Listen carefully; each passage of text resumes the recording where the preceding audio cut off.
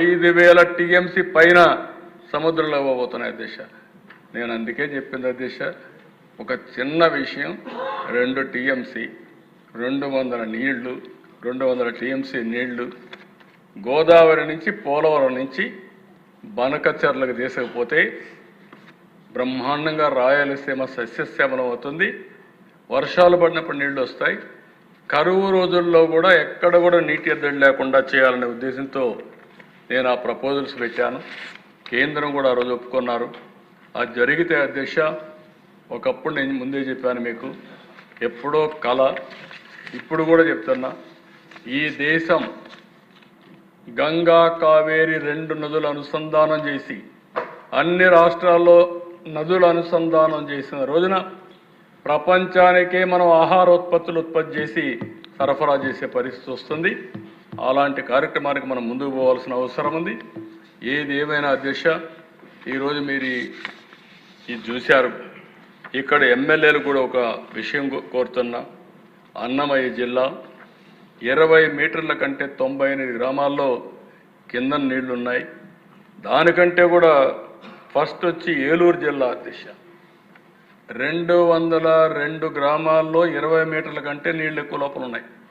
అది మీ బాధ్యత గుర్తుపెట్టుకోండి. ప్లానింగ్ బోర్డు చైర్మన్గా మీరు చూస్తే మీకు తెలియదు మనం అనుకుంటాం.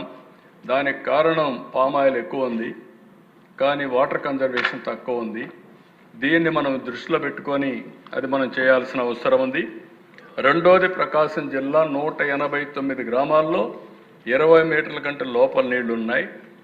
మూడోది చిత్తూరు 158 గ్రామాల్లో 20 మీటర్ల కంటే ఎక్కువ ఉన్నాయి. నాలుగోది అన్నమయ్య.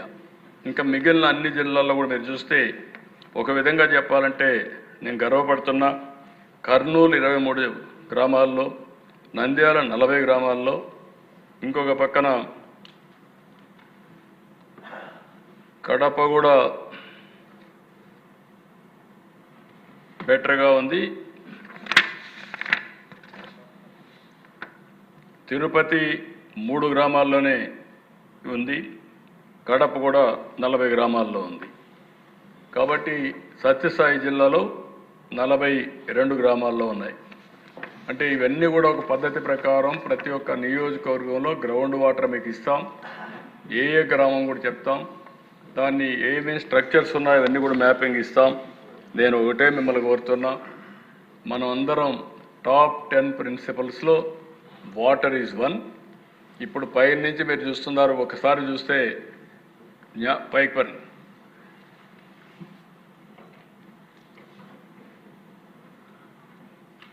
ఇక్కడ APWRIMSలో మొత్తం ఈ పోర్టల్లో మీరు చూస్తే మహేంద్ర తనయ దగ్గర నుంచి వంశధార్ దగ్గర నుంచి కిందికెళ్ళి ఇంకా పైకి, అక్కడి నుంచి మీరు చూసినప్పుడు ఏదైతే అక్కడ ఆ రివర్ వచ్చి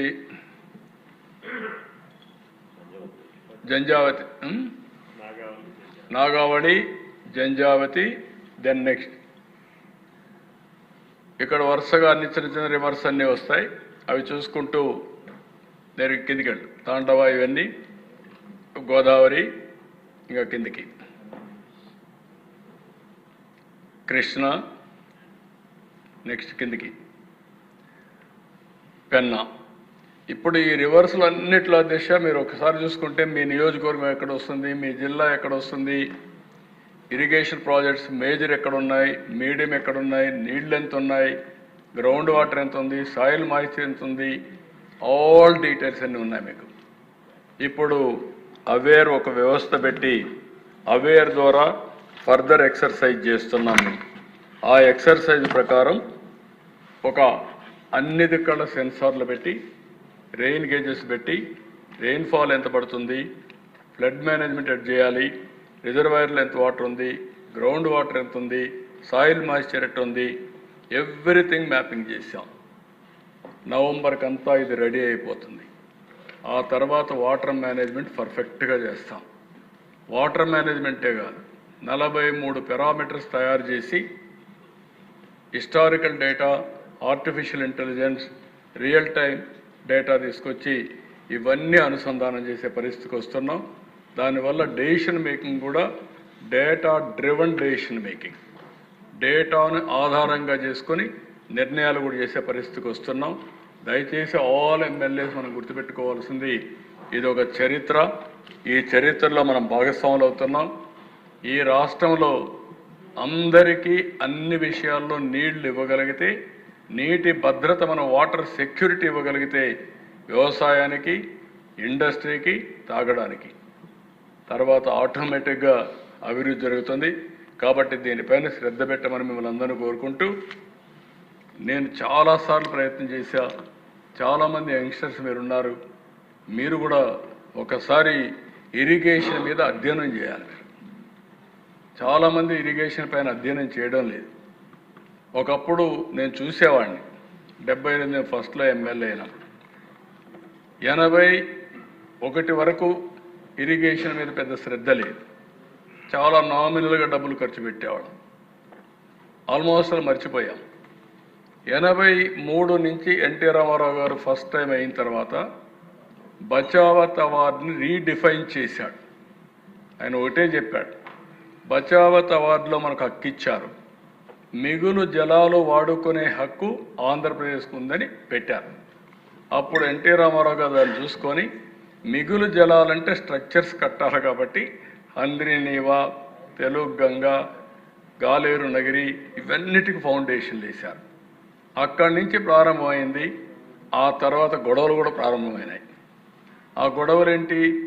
జిల్లాల మధ్య, గ్రామాల మధ్య, ప్రాంతాల మధ్య రకరకాల రాజకీయాలు చేయడం మొదలుపెట్టారు. ఈరోజు ఆ సమస్యలన్నీ పరిష్కారం చేసి, ఒక రాష్ట్రం, ఒకే నదులన్నీ అందరికీ వాడాలి. ఒకప్పుడు మనం చూసేవాళ్ళం, కరెంట్ ఎక్కడ ఉత్పత్తి అవుతుందో తెలియదు, మన బటన్ నొక్కితే లైట్ వెలుగుతుంది.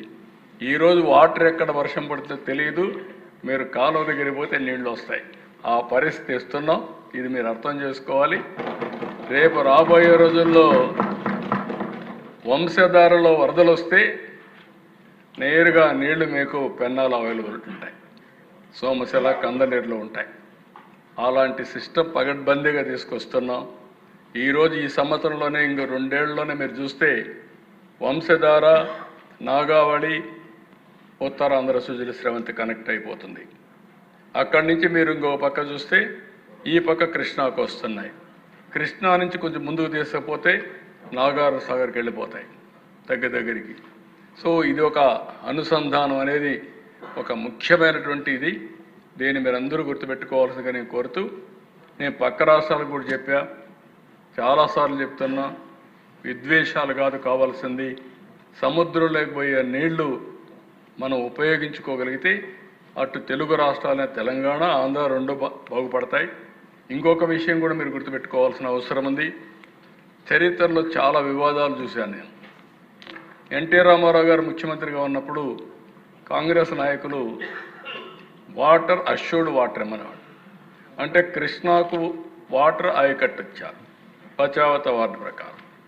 ఆ రోజు వీళ్ళు చెప్పేది ఏంటంటే, మీరు అక్కడ నీళ్లు కట్ చేసి మాకేమ్మంటారు, ఇక్కడ కట్ చేసి ఇస్తే విరోధం అవుతుంది. ఎన్టీ రామారావు గారు ఒకటే చెప్పారు, వాటర్ ఈజ్ అష్యూర్డ్. వీళ్ళు అష్యూర్డ్ వాటర్ ఇమ్మంటారు, నిక్కర జలాలు ఇమ్మంటారు, ఆయన మీకు నీళ్ళు ఇస్తాను తీసుకోమంటాడు. ఈ వివాదం చాలా రోజులు జరిగి, ఒకరోజు అయితే రాజశేఖర్ రెడ్డి కొంతమందిని తీసుకొచ్చి ఎన్టీ రామారావు గారు సెక్రటరీకి పోతా ఉంటే అడ్డం పడుకుంటే ఆయన కూడా అడ్డం పడుకోని గేట్ దగ్గర పడుకొని 4 గంటలు పడుకొని ఆయన కూడా నిరసన తెలియజేసే పరిస్థితికి వచ్చాడు. ఇలాంటివన్నీ చాలా జరిగాయి.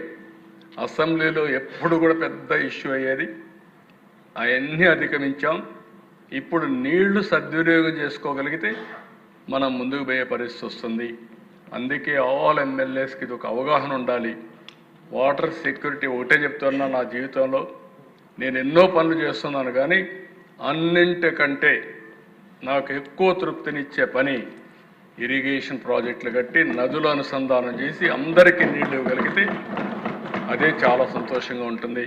అది చేయడానికి ముందుకు పోతామని చెప్పి తెలియజేసుకుంటూ, మరొక్కసారి టైం ఇచ్చిన మీకు, అదే మరి ఓపికగా అయిన మీరందరూ కూడా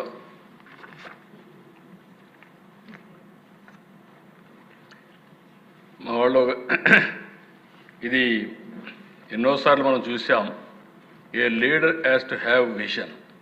share his vision and inspire others to have their own vision for the benefit of society.